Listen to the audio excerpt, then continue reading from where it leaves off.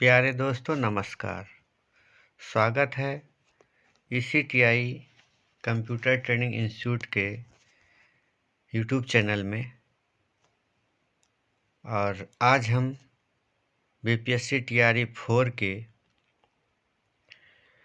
संगीत परीक्षा में आने वाले महत्वपूर्ण क्वेश्चन का वन लाइनर क्वेश्चन के 1000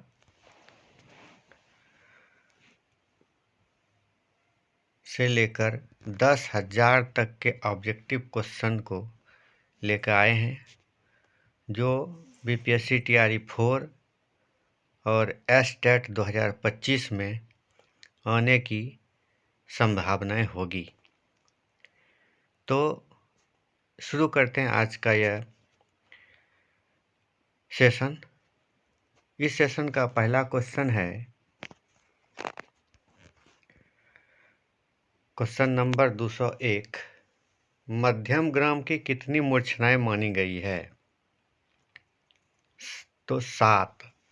मध्यम ग्राम की कुल मूर्छनाएं 7 है।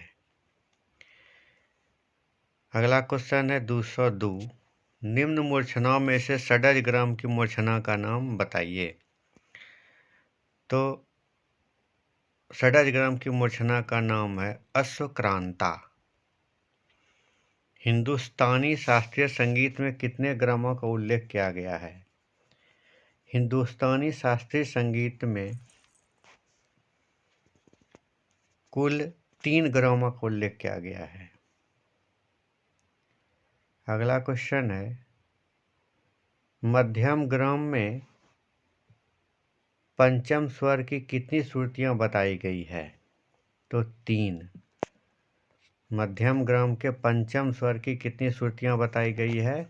3 बताई गई है। षड्ज ग्राम की तृतीय सारना का आरंभिक स्वर क्या है? मंद्र धैवत। अगला क्वेश्चन है मध्यम ग्राम की चतुर्थ मूर्छना का आरंभिक स्वर क्या है? तो आंसर है षड्ज। Question number 207। षड्ज ग्राम की अश्वक्रांता मूर्छना का आरंभिक स्वर क्या है, बताइए। तो ग है। मध्यम ग्राम की मार्गी मूर्छना का अंतिम स्वर क्या है? ध है। अगला क्वेश्चन है क्वेश्चन नंबर 209। मूर्छनाओं के आश्रय से कितने तानों की आविर्भाव होता है? 84। मूर्छनाओं के आश्रय से 84 तानों का आविर्भाव होता है। अगला क्वेश्चन है मूर्छनाओं से उत्पन्न कितनी ताना षड्ज प्रकार की बताई गई है? मूर्छनाओं से उत्पन्न कितने ताना षड्ज प्रकार की बताई गई है? तो उत्तर होगा 49। मूर्छनाओं से उत्पन्न कितनी ताना औरव प्रकार की बताई गई है? उत्तर है 35। Question number 212। मतंग ने मूर्छना से किसकी सिद्धि प्राप्त करने का प्रयास किया? उत्तर है राग। मतंग ने मूर्छना से राग की सिद्धि प्राप्त करने का प्रयास किया। अगला क्वेश्चन है द्वादश स्वर मूर्छनावाद में एक मूर्छना में कितने स्वरों का समावेश होता है? उत्तर है 12। अगला क्वेश्चन है महर्षि भरत ने मूर्छनाओं का क्रम किस प्रकार से व्यवस्थित किया है? उत्तर है अवरोही। महर्षि भरत ने मूर्छनाओं का क्रम किस प्रकार से व्यवस्थित किया है? उत्तर है अवरोही। मतंग की मूर्छनाओं का क्रम किस प्रकार से है?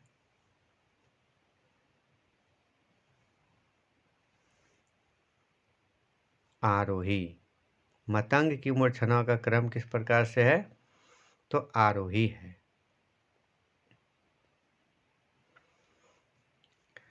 संगीतोपनिषद सारोद्धार में मूर्छनाओं की संख्या कितनी मानी गई है?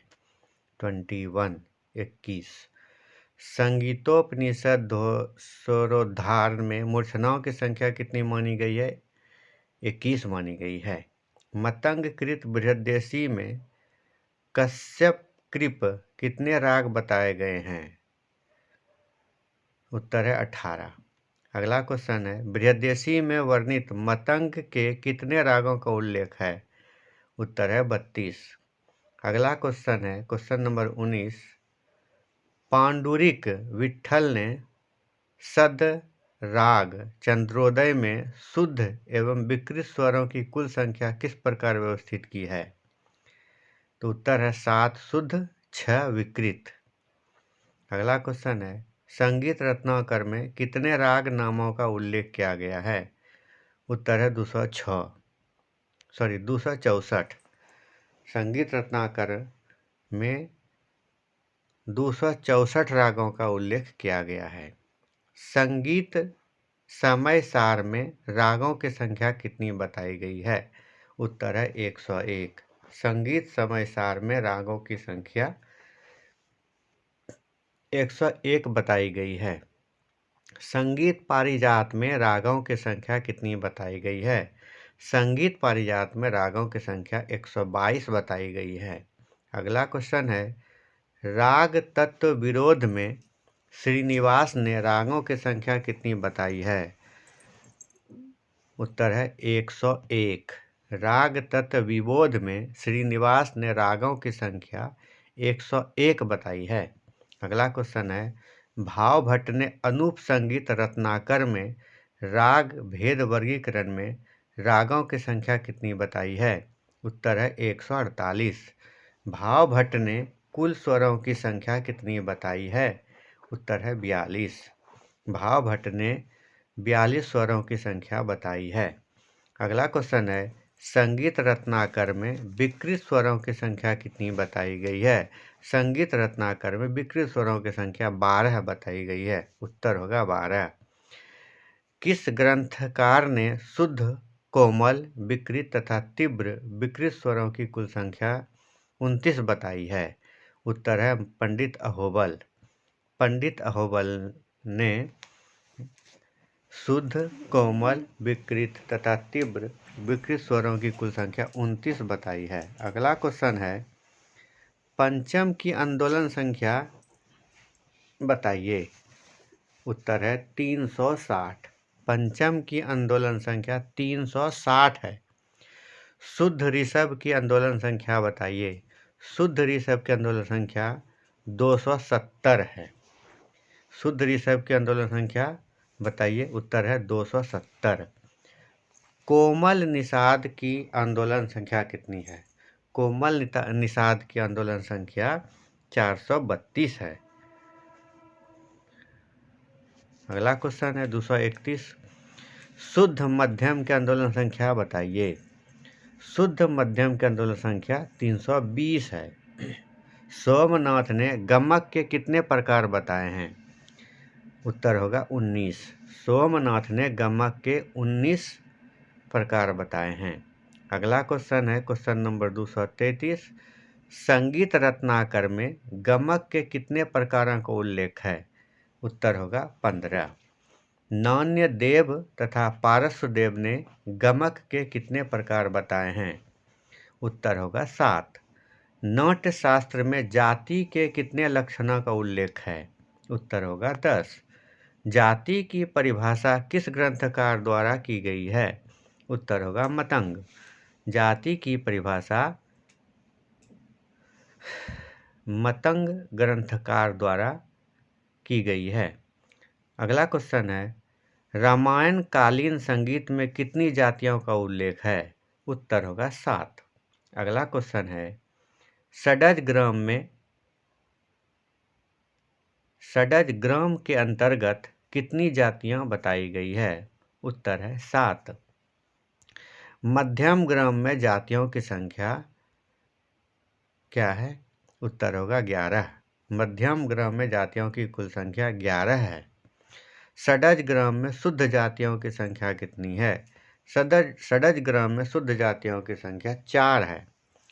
मध्यम ग्राम में कितनी जातियां शुद्ध है? उत्तर होगा 3। जाति के 10 विध लक्षणों का उल्लेख सर्वप्रथम किस ग्रंथ में किया गया है? उत्तर होगा नाट्यशास्त्र। अगला क्वेश्चन है क्वेश्चन नंबर 243।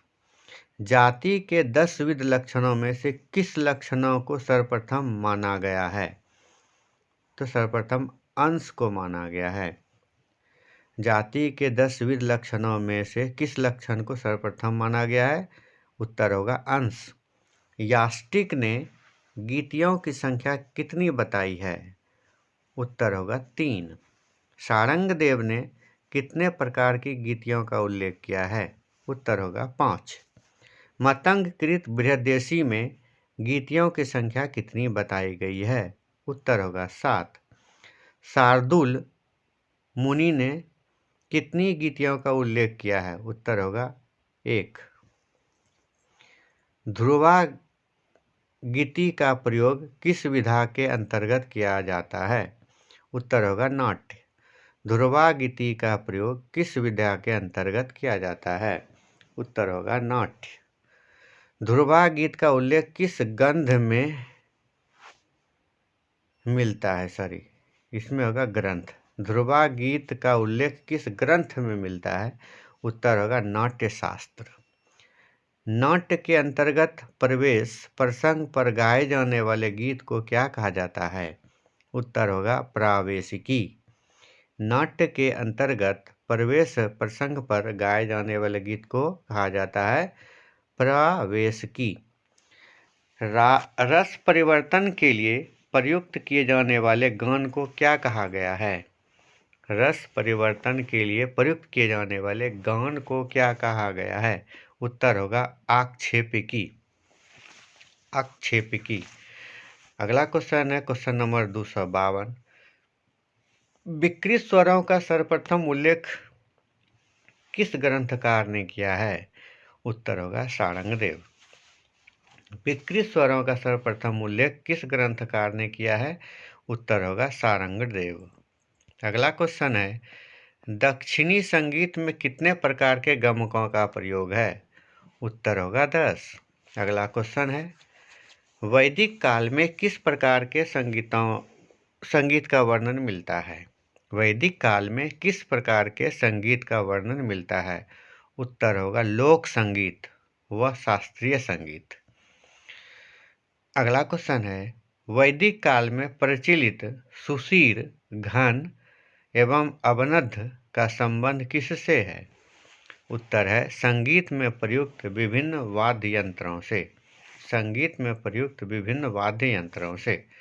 वैदिक शास्त्रीय संगीत किस नाम से प्रचलित था? वैदिक शास्त्रीय संगीत सामगान के नाम से प्रचलित था। अगला क्वेश्चन है सामान्यतः वैदिक साहित्य में साम प्रशिक्षण के किन रूपों के प्रचलित होने का संकेत मिलता है? उत्तर है गुरु शिष्य परंपरा के रूप में, पिता पुत्र के रूप में, गुरुकुल में जाकर शिक्षा ग्रहण करना। सामान्य वैदिक साहित्य में साम प्रशिक्षण के किन रूपों के प्रचलित होने का संकेत मिलता है? गुरु शिष्य परंपरा के रूप में, पिता पुत्र के रूप में, गुरुकुल में जाकर शिक्षा ग्रहण करना। अगला क्वेश्चन है 258। वैदिक कालीन संगीत शिक्षा हेतु मूल रूप से किस परंपरा का प्रावधान था? उत्तर है गुरु शिष्य परंपरा। वैदिक कालीन संगीत शिक्षा हेतु मूल रूप से किस परंपरा का प्रावधान था? उत्तर है गुरु शिष्य परंपरा का। अगला क्वेश्चन है वैदिक ज्ञान के लिए अनिवार्य माना जाता था?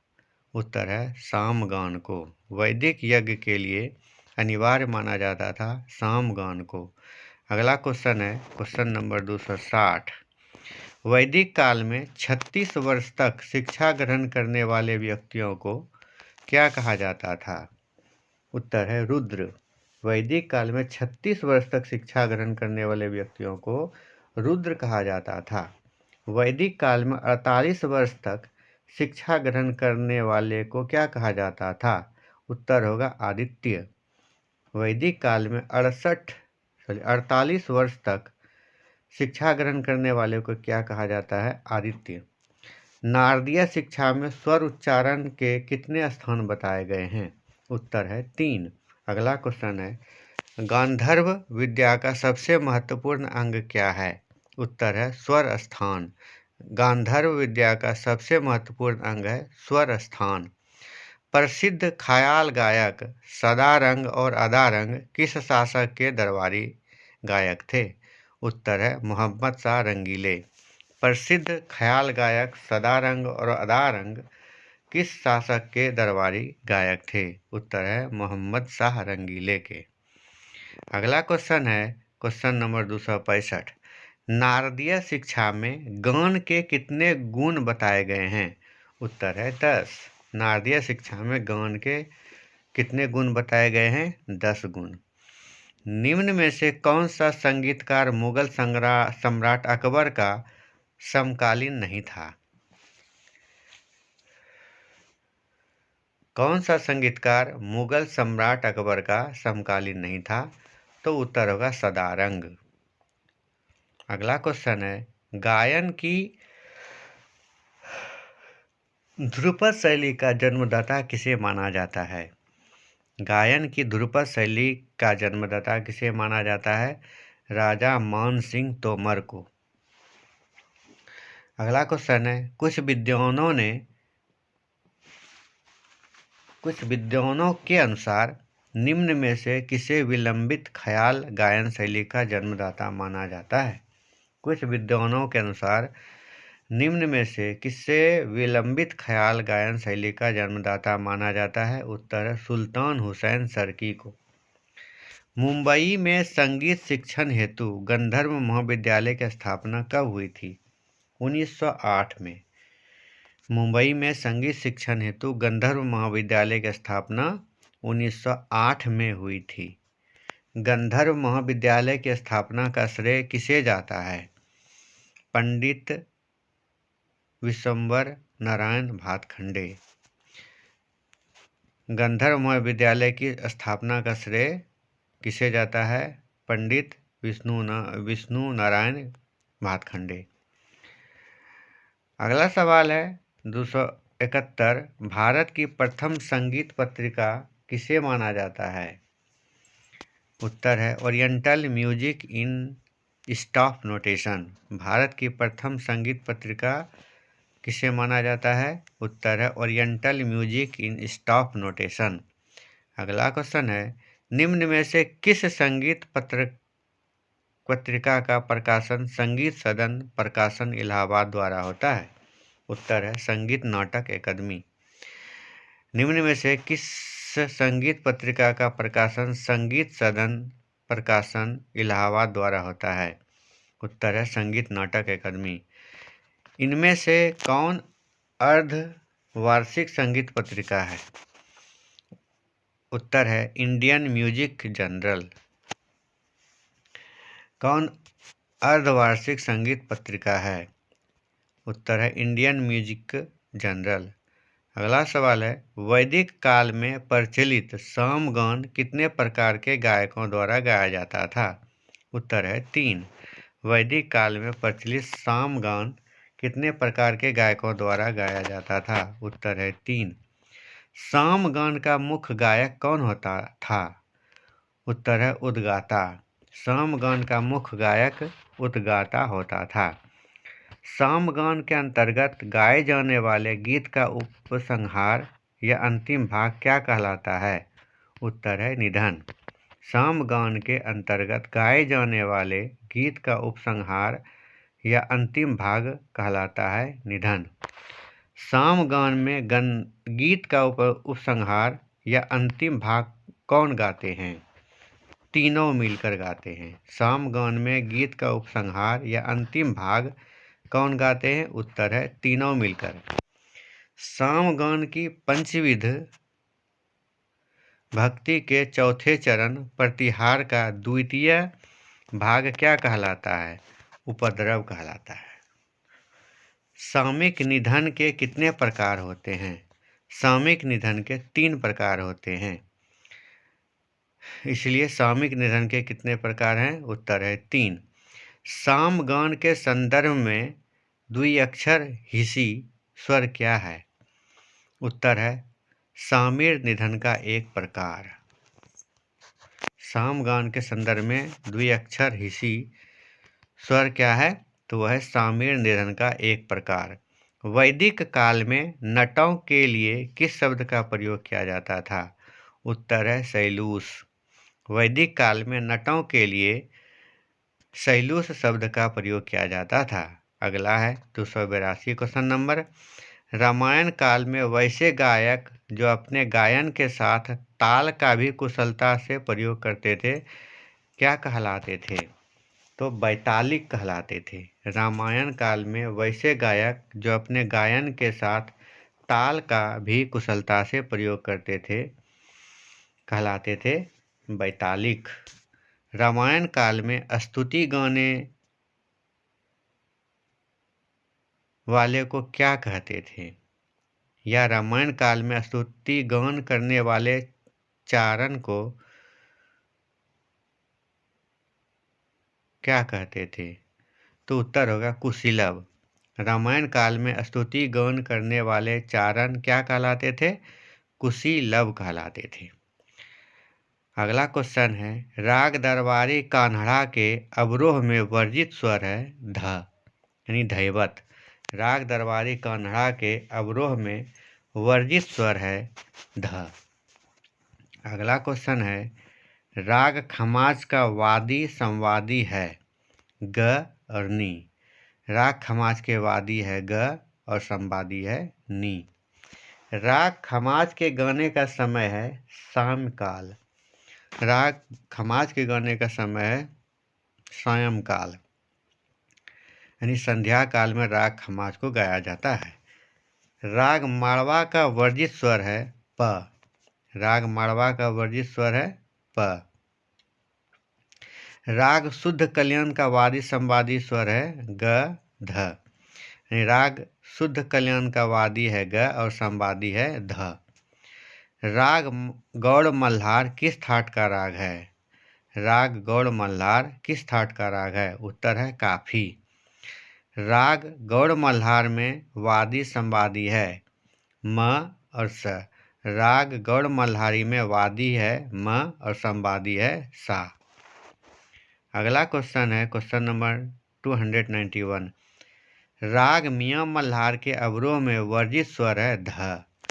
राग मियाँ मल्हार के अवरोह में वर्जित स्वर है उत्तर है ध। मुल्तानी राग की जाति है औडव संपूर्ण। मुल्तानी राग की जाति है औडव संपूर्ण। अडाना राग किस ठाट का राग है? उत्तर है आसावरी। अडाना राग किस ठाट का राग है? उत्तर है आसावरी। राग तोड़ी के गायन का समय क्या है? राग तोड़ी के गायन का समय क्या है? उत्तर है दिन का दूसरा पहर। राग तोड़ी के गायन का समय है दिन का दूसरी पहर। राग बिलावल में स्वर लगाते हैं उत्तर है सारे शुद्ध स्वर लगते हैं। राग बिलावल में स्वर लगते हैं सारे शुद्ध स्वर लगते हैं। उत्तर होगा सारे शुद्ध स्वर। राग यमन का वादी संवादी है ग और नी। राग यमन का वादी है ग और संवादी है नी। राग भोपाली का संप्रकृत राग है देशकार। राग भोपाली का संप्राकृतिक राग है उत्तर होगा देशकार। राग भोपाली में वर्जित स्वर है म और नी।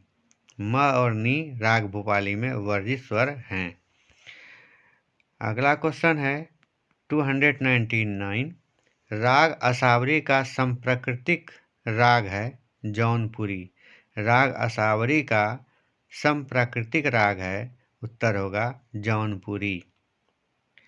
अगला क्वेश्चन और अंतिम क्वेश्चन इस सेशन का क्वेश्चन नंबर 300। राग असावरी में कोमल स्वर लगते हैं ग ध और नी। राग असावरी में कोमल स्वर कौन कौन लगते हैं? वो है ग ध और नी। तो आज के इस सेशन में इतना ही। अगर यह वीडियो आपको अच्छा लगा हो तो सब्सक्राइब करें, लाइक करें और शेयर करें। आज बस इतना ही। नमस्कार, धन्यवाद।